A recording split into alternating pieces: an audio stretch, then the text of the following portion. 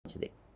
వాటిలో లక్ష్మీ హృదయ వెంకటేశ్వర స్వామి ఫోటో ఉంటే చాలా మంచిది. అంటే వెంకటేశ్వర స్వామి వక్షస్థలంలో లక్ష్మీదేవి ఉన్నట్లుగా ఒక ఫోటో ఉంటుంది.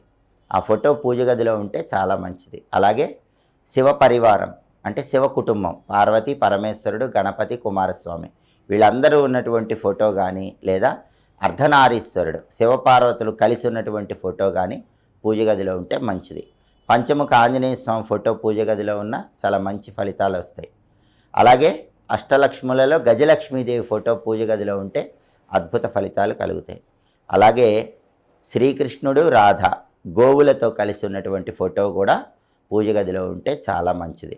అయ్యప్ప స్వామి ఫోటో మాత్రం అయ్యప్ప దీక్ష తీసుకున్న సమయంలో పూజ గదిలో ఉండవచ్చు.